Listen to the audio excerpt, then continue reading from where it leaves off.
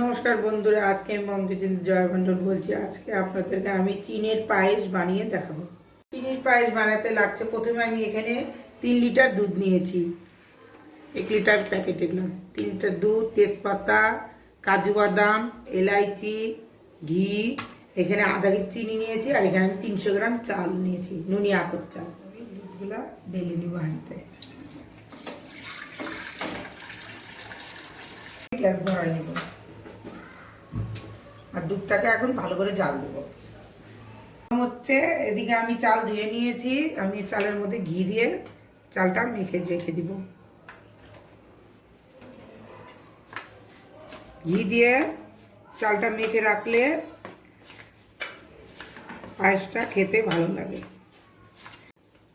ঘি দিয়ে মেখে রেখে দিলাম, আর এইদিকে আমি দুধের মধ্যে তেজপাতা দিয়ে দিব, এলাইচিও দিয়ে দিব,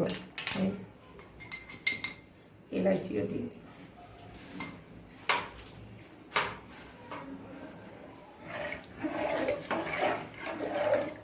দুধ ফুটে গেছে, এখন আমি চাল দিয়ে দিব।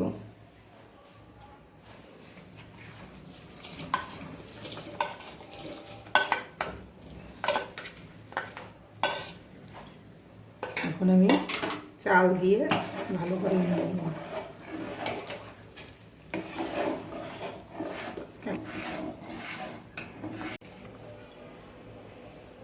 চাল ফুটে গেছে, এখন আমি চিনি দিব।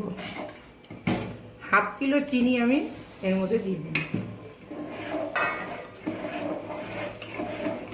এখন একটু চিনিগুলা দিয়ে একটু ভালো করে জ্বালব।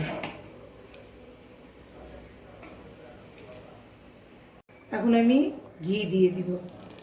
আমার পায়েস হয়ে গেছে, চিনির পায়েস। এখন আমি গ্যাস বন্ধ করে দিব।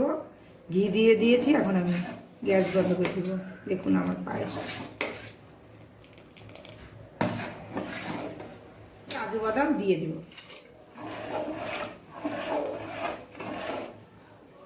এখন আমি ঢেকে রেখে দিব।